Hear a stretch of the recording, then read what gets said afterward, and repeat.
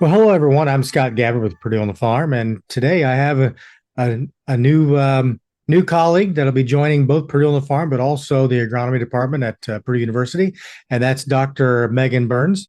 I'm Megan Bourns. I'm originally from Winnipeg, Manitoba, up in Canada. That's where I was born and raised, and did my bachelor's in agronomy and my master's in soil science there, both at the University of Manitoba. My master's is when I really started working in the area of soil fertility. I was focused on potassium fertility for soybean at that time. And then I took a couple years to get some practical kind of boots on the ground experience and work as an agronomist between my master's and my PhD program. So after my master's, I worked for the Manitoba Pulse and Soybean Growers, which is a farmer-funded commodity organization. And they had in-house agronomy and in-house research. So I was an agronomist running their field scale on-farm research program called the On-Farm Network. Did that for a couple of years and absolutely loved it. Loved the opportunity to work very close to the farm and the farmer and do research, with farmers right in their fields, generate some homegrown data to help drive decision making on the farm.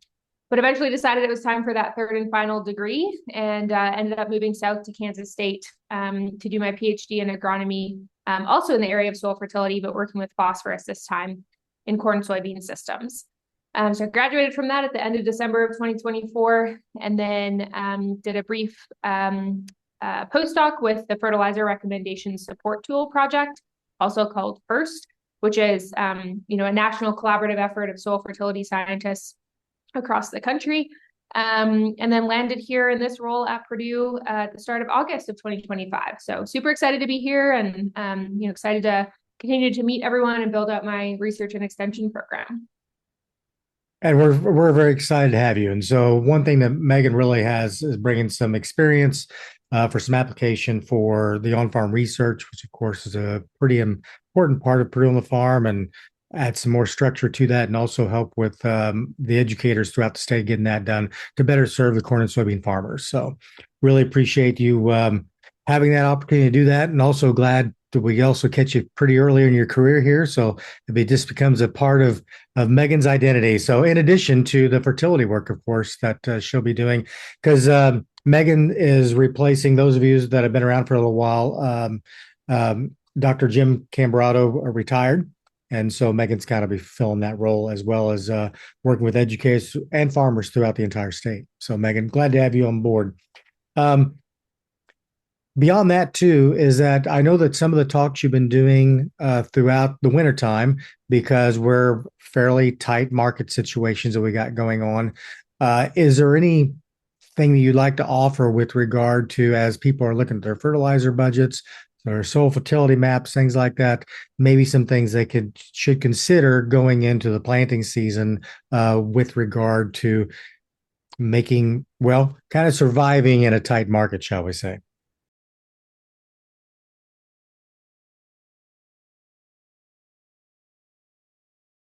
Yeah, it's a little bit of a tough year for sure. Where we've got kind of higher fertilizer prices and crop prices that aren't maybe where we want them to be. So we've had, some questions and discussions around, where can I start looking at sort of cutting my fertilizer bill without expecting maybe too much of a hit to my sort of crop productivity or yield, right? So when we start to think about sort of our major nutrients that we're probably making annual decisions over managing, I'd say phosphorus and potassium are probably sort of your first stop to look at and see if you can save some on your fertilizer bill going into this growing season. And really the best or the safest way to do that is if you know that your soil test levels for P and K are above the kind of critical threshold where we would expect to see a yield response to fertilizer addition. In other words, if you've already built up your soil test P or your soil test K, and it's now sitting in what we would consider that sort of optimal soil test range, according to the tri-state recommendations, or maybe even above, depending on your system and how it's been managed. You can probably safely start to look at either cutting your normal P and K rates in those systems, or maybe even skipping an application of P or K completely for a year like this. We think about the sort of build and maintain framework or paradigm that we make our P and K recommendations within in the tri-state recommendations. And that's exactly what you've afforded yourself the flexibility to do in a year like this. if you have paid to invest in building your P or building your K up over time, right, getting it up above that critical threshold, you're doing your routine maintenance to keep your soil test levels in their optimal range. And then in a year like this, what you've done is afforded yourself some opportunity to reassess and take a look at your soil test values and see if you have enough nutrient there to hopefully support your crop without needing that additional fertilizer, for a one growing season duration of time. And really, as long as your soil test level is above the critical level, which for phosphorus in the state is 20 parts per million on a Mehlich 3 basis. So that's about 15 parts per million if you're working on a Bray basis. And then for potassium, if you're in a sandy soil, we're looking at a critical level of 100 parts per million. That's also on a Mehlich basis. And then if you're in a kind of loamy or clay soil, that critical level is a little bit higher at 120. But as long as your soil test levels are, well above that, you should be safe to look at trying to cut back this year. So Megan went into great detail on this, folks. For those that are wanting to do a deeper dive, she did a training internally with some of our staff and that type of thing. And we'll be posting that link in the comments down below for people to review. So as well as there's some other trainings at that particular part of our YouTube channel with regard to other deeper dives on some of that information. So really appreciate, Megan, you kind of giving an overview of that. And then, of course, if folks want to, of course, spend some more time and learn some of the nuts and bolts of all that, then they can also view that as well, which will be linked in the comments below. So also too, Megan, as we move forward, what are some ideas that you have for 2026?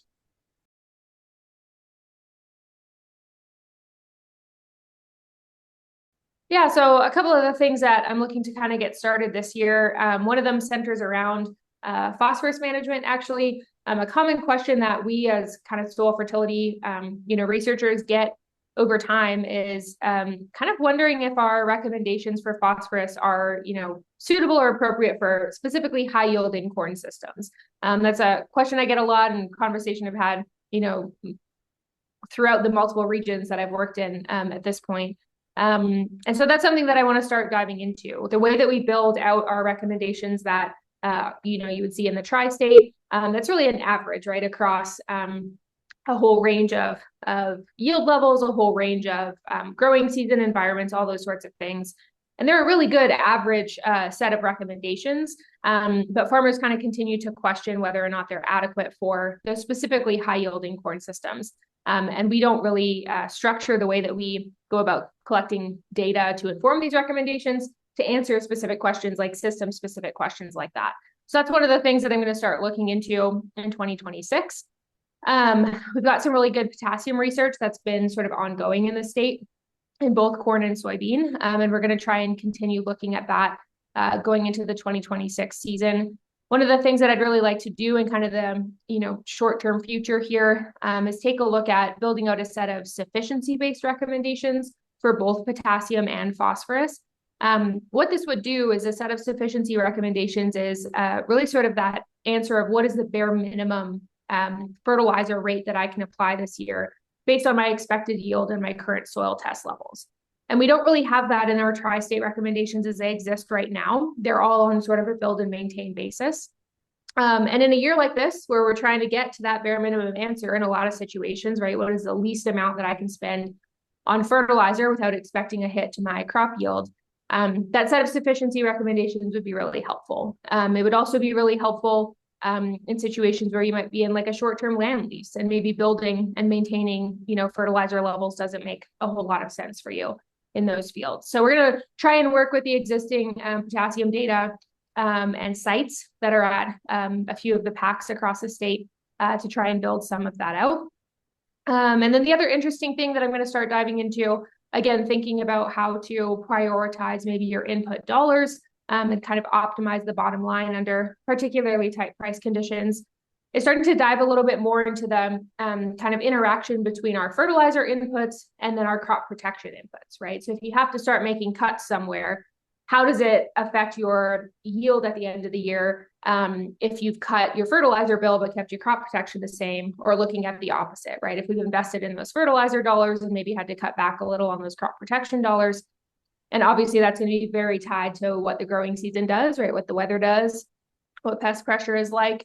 So it's a bit of a bear of a question to answer, but we're going to try and start collecting data along those lines at least. Nice. Yeah, I can totally get it. You don't want to get in a situation where we're robbing Peter to pay Paul. So, Exactly. Yeah. So yep. trying to see, is there a balance there? Is there a right decision, so to speak, or a clear path forward if you have to kind of make some of those tough decisions in a year like this? Very good. Yeah, and that's what it comes down to, just trying to find answers that directly, we talked about the EONR, the economic optimum nitrogen rate, and that all goes back to, well, the price of the market and the price of the product, and then the expected yield, all those different variables coming together. And so, yeah, I totally understand that. And it sounds like almost an entire career level of research, to where I know that Sean sometimes will chide Dan that corn folks have been looking at nitrogen rates forever and ever and ever, and have never quite found the answer. And of course, yes, it's very tongue in cheek, and I get it. And well, the hybrids change, the environment changes, all these different. So yeah, you'll probably be doing that for the rest of your life. Yeah, but it makes, sure, as a soybean person, that makes a little funny, dig at the corn. Yeah. Very good. Well, listen, really appreciate you being able to be in Indiana and help us move forward. We miss Jim, but we're very excited to have you here, and then also working with the educators throughout the entire state on some of the research trials to better serve the farmers at actually the field and ground level. So, Megan, thank you so much. And we'll have you on, I'm sure, off and on all summer long. But nice introduction, and welcome to Purdue University and Purdue on the Farm. Thank you. Thank you, Scott.